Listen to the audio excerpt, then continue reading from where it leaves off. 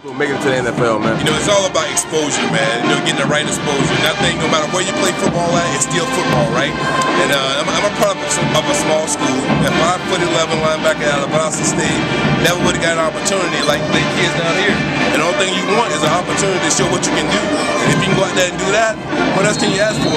This gives us like a sounding board for them, give them opportunity in front of scouts and in front of everybody else to show what they can do. So how did you get involved with this game? You know, it's ironic because my next door neighbor is Alex Robin, man. He's a great guy. He invited me to come out in the historical black college. I don't mind coming out, you know, sharing my time and being very supportive anyway. I have a lot of friends who you know, played at a lot of historical black colleges, man, and my wife and uncle's Rayfield Wright. He's a Hall of Famer. You know, he come right out of Fort Valley. You know, I played against the likes of Greg Lloyd, who came right out of Fort Valley. You know, Shannon Sharp came out of Savannah State. So I played against a ton of guys who, you know, from the historical black schools. So why not come down and support it? That's what it's all about.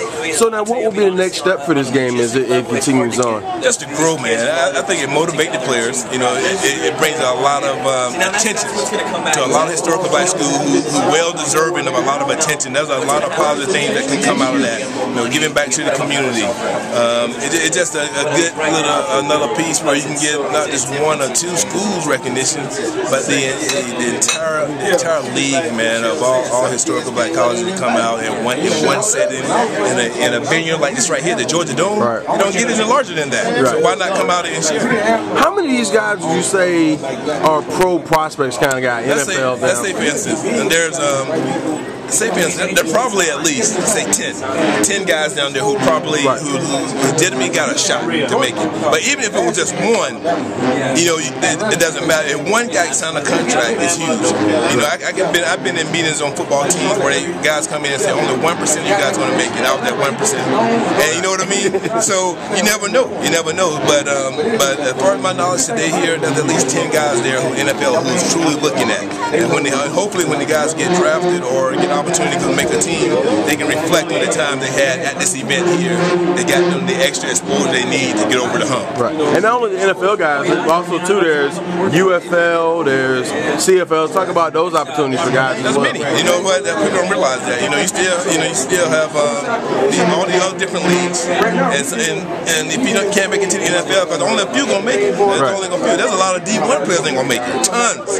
You know, so still at that same time, you know, if you don't make it here, you got Canada, you know, you got a few other leagues where you can go out there and get the opportunity to play for a few years and then possibly make it to the NFL one day if that's your dream. Now, it wouldn't be right if I didn't talk some Falcons with you, man. Right. I know you're still, I don't know how many games you make, but I know you're still in the Atlanta sports team, man. Talk about what you see with the Falcons so far. You know what? They're having a great year. You know, those guys, man, 11-2. It reminds me of that 1998 season. That was our magical year getting to the Super Bowl. You know, I can remember being 11-2, and then you start grabbing people's attention, like, okay, can they win the NFC? You know, can they win the NFC? If you win the NFC, you go to the Super Bowl. And we had the opportunity to play right there in Minnesota and win it. And so right now we're thinking, and I'm a big Falcon fan, so I'm hoping my team, man, can really do that thing and get back to the NFC Championship and possibly play Philadelphia. Wouldn't that be nice? Oh, that'd be nice, man. Right here in Georgia Dome, that'd be great. I love Big to death, and I love the Falcons, so that'd been awesome, man. If that wasn't happening.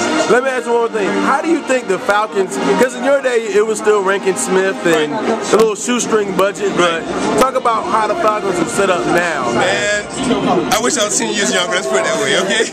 You know, not only just for the money the guys are making, you know, that next generation always make more, but they got an owner like Arthur Blank, and he doesn't mind spending money to make his team better. Look around this place right here, at first-class facilities. I look at it training where they train in Flowery Branch, first class. When they travel, first class. Not to knock dismiss on anything, but I'm telling you, Mr. Blanket really took it to the next level and gave back to the community.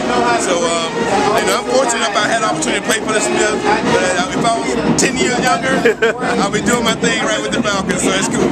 And how does it feel to see the Falcons have 3 straight back-to-back winning seasons?